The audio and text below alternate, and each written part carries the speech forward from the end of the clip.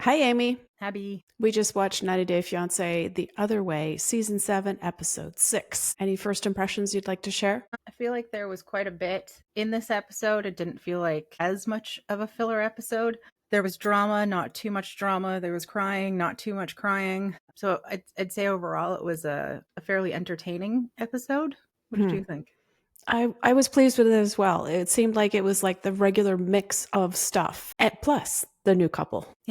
Yes, that was lovely to see. Before we begin, let's do a quick 1 and 2. Rate, review, and follow us wherever you listen to the podcast. To watch the podcast on YouTube at 90 Day Fiancé Honestly. And now we may begin with Greta and Matthew. She finally gets her shower. Oh my gosh. I felt so bad for her throughout the entirety of this episode, starting with finally getting her to the point where she's able to take a shower. Matthew asking her, "Oh, did you find enough space for your clothes?" Was that a snark or was he for real? I'm not entirely sure. It felt more like, I don't know, almost like passing the buck, like passive aggressive, like, "Oh, did you find enough space?" And she said no. And he's like, "Then just dump out the contents into the bin and take whatever you need." And in this situation, it felt like he was passing more of the emotional labor onto her. So then she had more to do. Why couldn't he just take the initiative and do it while she was in the shower and be like, "I've cleared all this space for you. Please take as much as what you need. I'm so sorry that I didn't prepare properly before you got here." Just something. But he does nothing and puts it back on her. Yes, that was very worrisome. I was also not happy with that little episode. The way that he relinquishes all responsibility for this finding of enough space for her clothing to her felt very manipulative to me. The way that he just said, "Oh, well, my stuff doesn't matter. Just move it. Just do whatever you want with it, and I'll find some other place to put it, like the garage." Hello, self-victimization. And then I can see how he might think that that is a kindness to her to offer her the space that he is currently occupying with his clothes. But it was not said in a way that was kind. There was no consideration there. It was basically, "Oh, well, I don't matter as much, so you take it, and then I will turn into a small little insignificant nothing for your sake." Mm-hmm. And That's what then it felt like. poor Greta in return is like, "Oh no, I'll make myself smaller. You keep your space. I'll Yeah. live out of my suitcase." Yeah. You could hear so plainly in the way that she was addressing Matthew that all she wanted him to say to her was, "I'm so sorry that you felt like that when you arrived, and I'm going to try everything that I can to make tomorrow a better day." Something along those lines. Just, "I need to be heard," is what Greta is vocalizing without actually saying words. But Mm-hmm.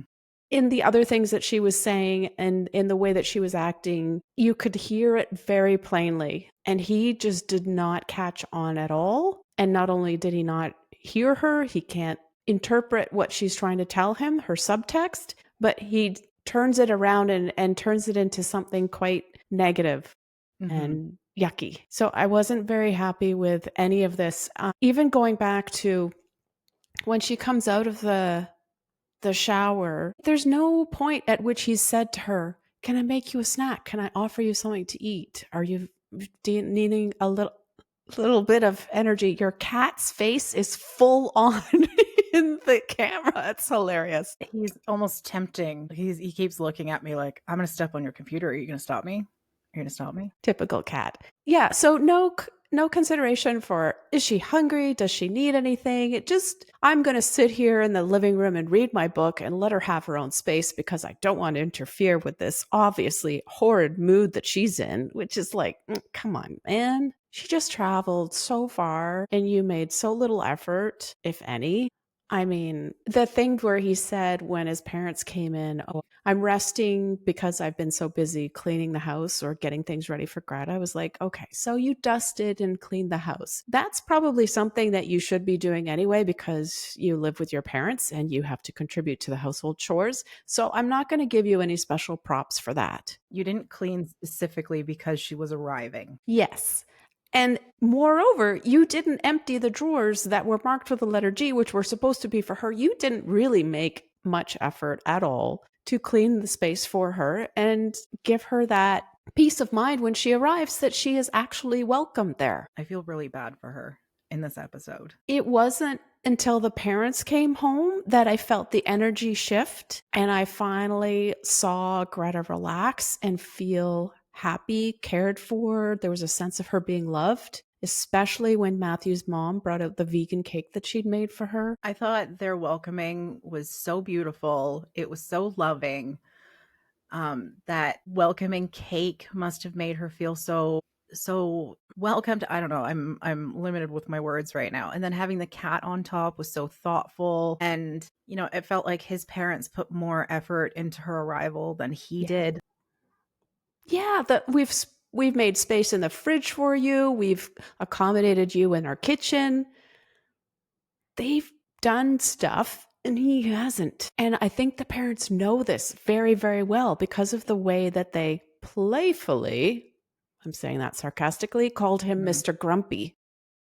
Clearly, they know that Matthew is somebody who gets irritated very quickly, very easily, and goes into a funk. And so this is their way of coping with it, to call him Mr. Grumpy. I thought that was fair for them to call him out and then to say, as soon as Greta walked in the room, that's when the light came back into his eyes. Okay, cute. I felt like this was wonderful for her to walk into, because it was a stark contrast to her arrival with Matthew, with him going on about the way that she smells and not having the space. And yeah, I felt really overwhelmed for her. What did you think of the next day when they went to the spa? I thought the idea of the spa was lovely. I love the fact that there was sparkling wine. And then it just went down from there. Yeah, again, it's performative, isn't it? It has all the appearance of being a lovely gesture towards your partner, but very, very soon you see that close to the surface, it's not what it appears to be at all. Yeah, again, I really felt for her, especially when they were talking about money and she was saying, she goes in for weekly massages, and he's like, well, I don't think I'll be able to make enough money to keep up with your luxuries. Yeah. And she has to keep it reasonable. And then she asks, well, what's reasonable? Because you just paid to upgrade your engine, which was unnecessary, and a new computer. So, one, what's reasonable? And two, where's consideration? Are you supposed to be saving up so you can get an apartment, so you can move out with Excellent point. Greta? No, you're just going to buy all of these selfish things. Okay. So where's the space for Greta again? It really blew my mind that he was speaking to her so condescendingly at this point.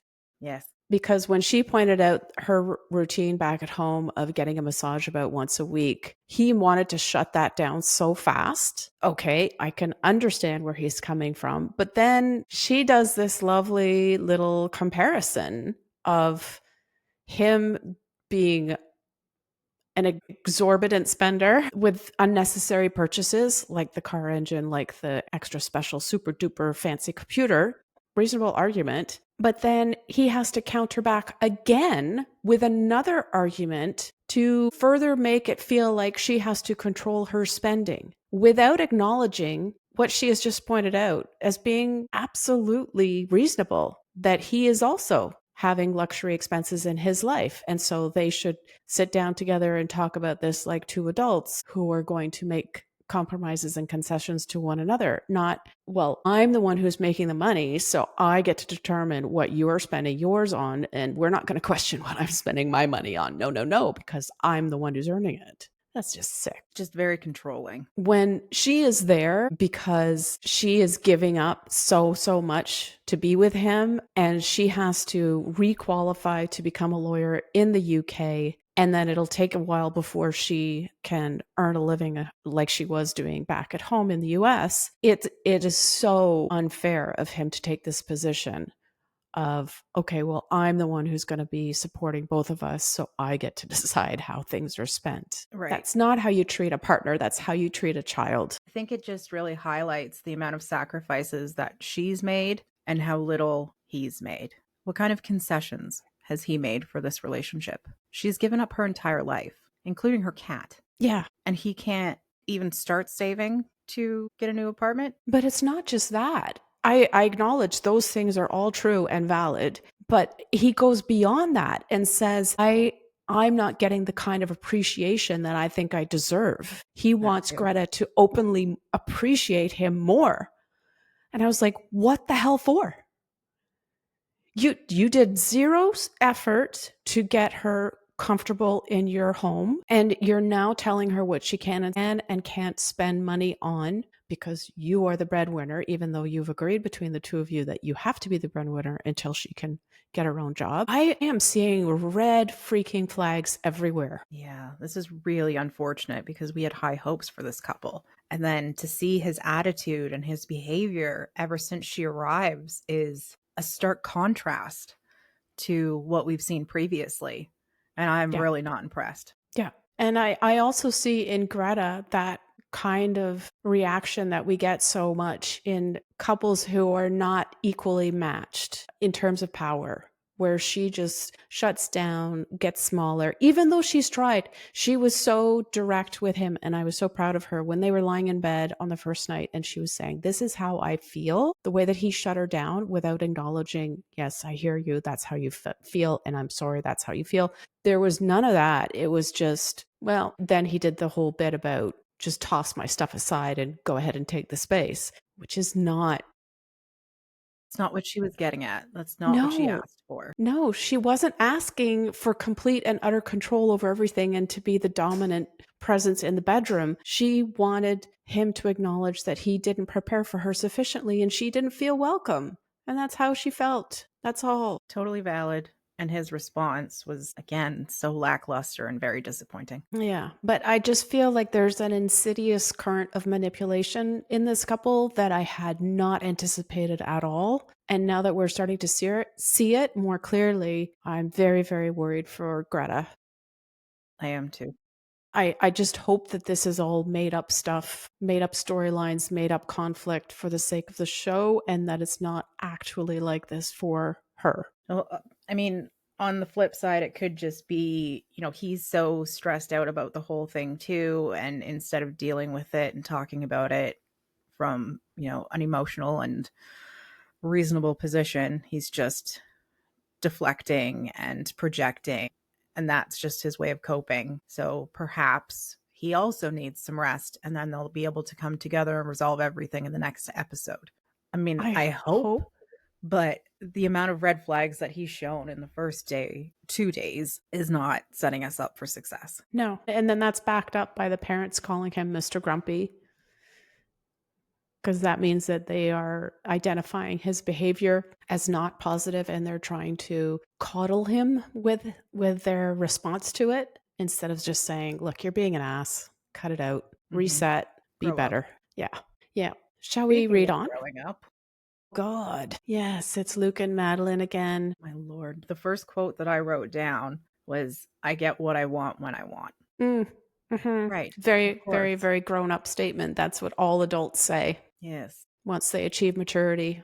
I get what I want when I want it. Always. Yeah. But I do appreciate the copious amounts of cake that we've seen in this episode. Lord, this was such a lovely opening. It was beyond, because as you know, I love cake Mm-hmm. and the different types of cake. I was just in heaven at the beginning because, this is a cake tasting episode and cake tasting puts everybody in a good mood. So how could there be any conflict at all in this kind of setting, especially when you have the beautiful combination of pistachio and passion fruit? Dear Lord of mercy. I can't even comprehend that combination. I mean, you say pistachio, I say yes. Mhm. But you throw in the passion fruit, I'm like, ooh, what is that going to taste like? And now I need to have a bite of it, but I can't have a bite of it. And okay, was this a setup? Because at first they're getting the little tasting slices, which were very generous. But then all of a sudden there was a whole cake on the table just prior to the incident. There were two cakes, two Were whole there? cakes, because they brought out one, which was, it almost had like little squares in it, but it was a whole cake. So it was like an impression of the squares. So you could like cut out the squares for the pieces. I don't know why they served that whole thing. And then they came out with the second one. I'm not even sure what that one was. It kind of looked like a cheesecake or a mousse cake or something. I don't think they really described it, but it looked absolutely divine. But Yeah. I do wonder if it was a setup, because production could have said this is the appropriate time or the time that we would like to film you telling her about your bachelor party, and there's more than enough food for her to throw at you, more than enough food to get under her nails and filthy up her hands again. Miles. Well, yeah, I think that's a reasonable assumption because in a cake tasting, you would not be served an entire cake. To be served an entire cake is crazy. And a waste of money. Totally huge. And they're trying to save money. And obviously, the cake shop is not going to give away an entire cake to people who are only going to end up buying 1 or 2 cakes for their wedding ceremony. So I feel like production deliberately had this as a setup. However, it was not the most wonderful reaction to watch or for her to have when Luke finally got up the nerve to tell her that he'd had a bachelor party. I mean, come on, this is just too much. So juvenile, so dramatic, so abusive, violent. It was abusive of cake, and I take offense to cake abuse because that was a perfectly good, beautiful cake with a lot of love and work that went into it, and it was thrown so viciously. Well, yes, viciously, but without justification, without proper justification. Who does this? Children? A child. A toddler? A toddler.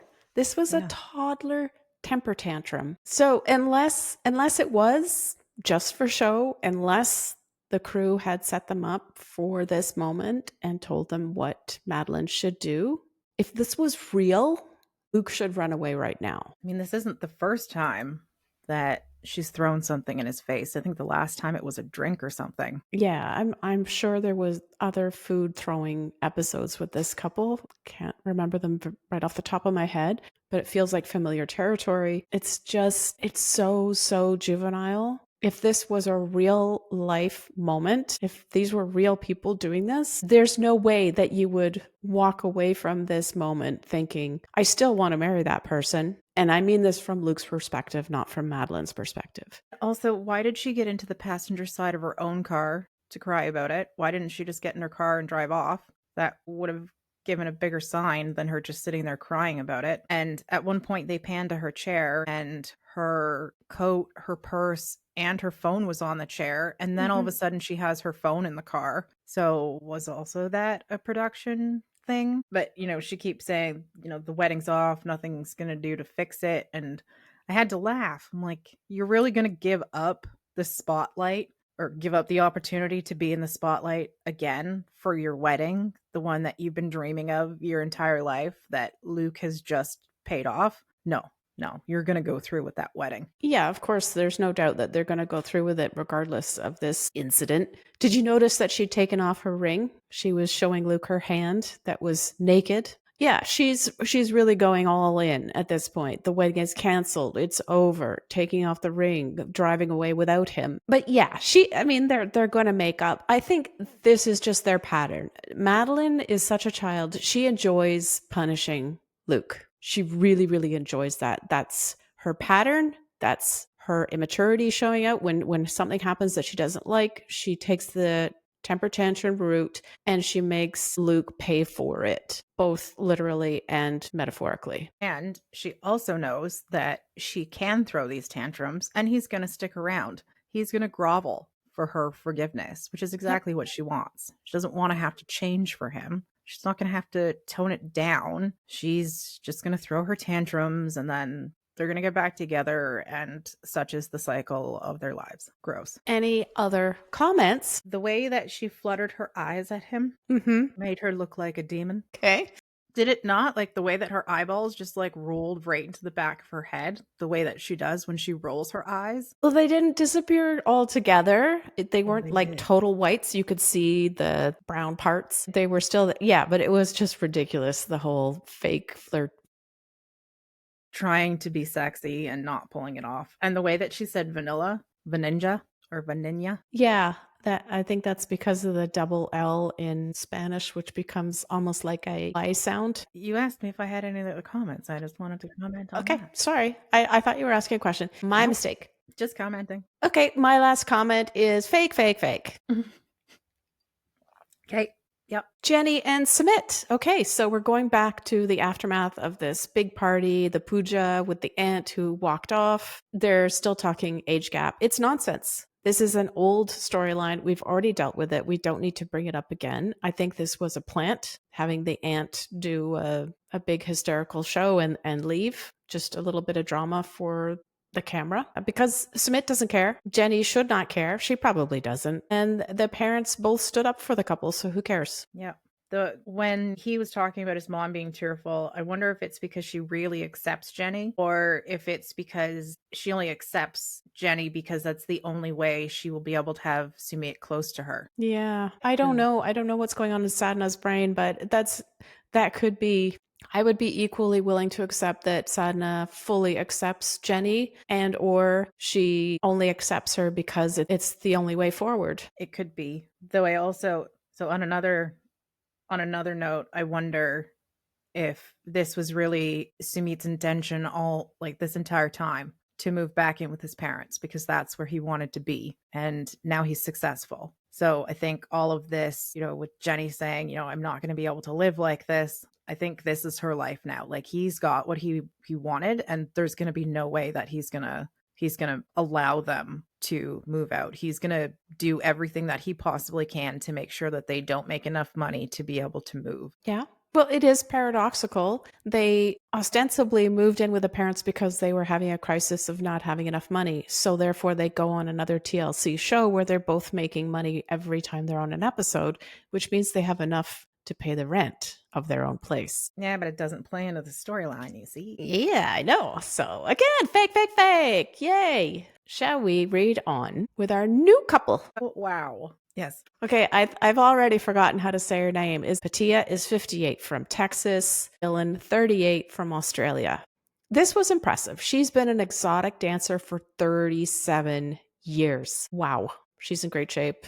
She looks That's a commitment. fantastic. She looks incredible Mhm. for her age. And some of the moves that she was doing, I would not be capable of doing that. Like she's so impressive as a woman and as an entertainer. Yes. And then when we found out that Dylan is a plumber, I was like, oh, ha ha, that's so funny because that's a really good so called career for when you're a stripper and you have to dress up like the fireman or the plumber or the construction worker. And then it turns out that he's an exotic dancer too. In fact, he's the only exotic dancer in his town, male exotic dancer. Yeah, he really hit his niche in that one. Where do they find these people? They have Two absolutely exotic no idea. dancers. It's So, typically I don't want to talk about people's sex lives, but given the fact that they're both adult entertainers, I really wonder how incredible their sex is, especially with both of them being in such great shape. And, with her, I don't know how else to say this, but like dancing on the pole, that would have to translate into, just like great positions and great endurance. And anyway, moving on. So they've been together for 12 years. okay. So we filled in a few blanks this week, which was fantastic because when we'd heard before that they've been together for 12 years, but had broken up 20 times, you and I had some major questions. And it turned out they have lived together for 7 years in the States, for 1 year in Thailand. They have been engaged before. Mm-hmm. But interestingly, she has never been to Australia. She's never been to Tasmania to visit him, which I thought was pretty remarkable given how much time they've been together, but also given she's making this leap of moving there permanently without even having seen the place or experienced it. I I don't think think I could do that. I think that's a terrifying move for Yeah. her. Does she not know the size of the spiders down there? And the quantity, Yeah, that too. No, no. not just spiders, snakes, crocs. Everything down in Australia wants to kill you. Yeah, just about.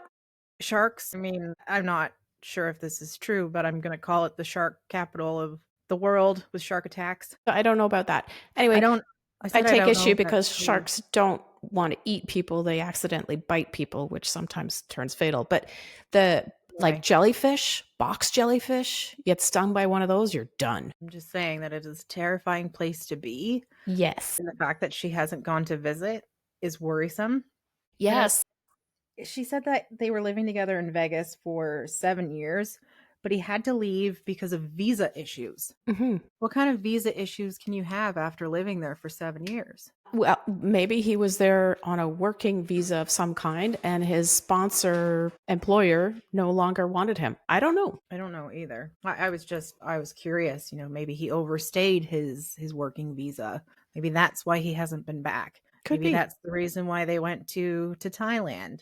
But then she also said that they broke up after Thailand. Hmm. So did he move back home to Australia after Thailand, or did he come back and then go back to Australia? I I'm got the confused on the impression, timeline. yeah, I got the impression he went back to Australia after Thailand and she went back to the US after Thailand. So at this point, they haven't had a second proposal, but Pattiya says that he will propose to her, which I thought was a little bit naive or just Wishful not thinking. well, maybe wishful thinking, but not well planned out. Because if she's making this huge move to a place she's never experienced before, she doesn't know if she's going to like it. But she's also having to do what she did before when she moved to Thailand, which is to sell all of her things. Like that's major. And you don't know that you're going to be able to stay in Australia because you don't have a proposal, you're not married yet. Lots of variables here. Doesn't seem like she's really put all of her ducks in a row properly for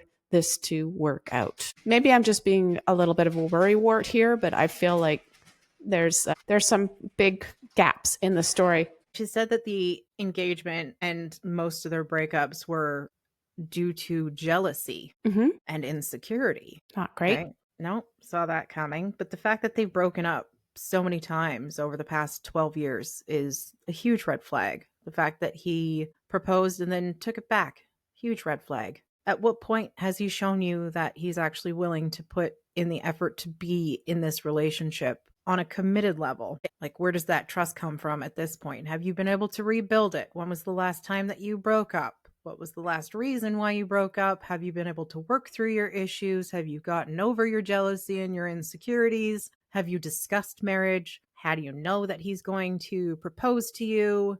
So many questions. Absolutely. Lots and lots of questions. And that disturbed me, as well as the fact that she keeps talking in terms of this move to Australia as being the last time. There's no more chances. This is a final try. Everything was like, this is the last one. If it doesn't work out this time, we're done. It's over. Finito. I'm not sure that that's a great approach given their history of breakup and get back together again. And also given the fact that she's never been there before. So she's going to have to adapt not just to being with him and working through whatever jealousy issues they do have in their relationship, but also the finality of it all. Like, if this doesn't work, then it's finished. So I have to make it work. You know what I mean? It's a lot of, and I think that if she'd had a little bit of knowledge of what she was stepping into, just for the town he lives in, the countryside, whatever, she would feel more relaxed about it. But the way that she's going into it with this high tension, high stress, I don't know if it's the best approach. I wouldn't say so, because it's not like she's walking into it, with open arms. I'm going to try everything that I possibly can to make it work. It's starting out with that negativity. This is the last time. Is that really how you want to walk into it? Yeah. And have you talked to him about it? Yeah. Is he, and it sounds like he's the one who walks away all the time, that she doesn't give up maybe quite as easily as he does. And whose jealousy is it, by the way? Is it hers? Is it his? Is it both of theirs? Where does this come from?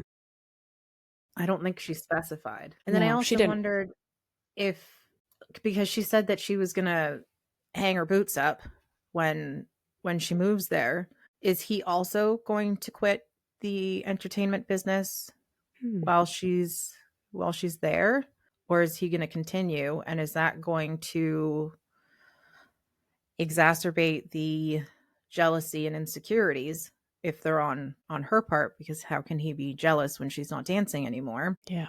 We don't have enough information on this couple yet, though there are some very concerning red flags. I agree.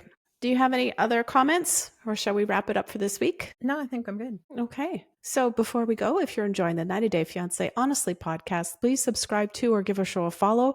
And if you have another moment, please rate us and help other 90 Day fans to find the show. Thanks for listening. Thanks, everyone. See you next week.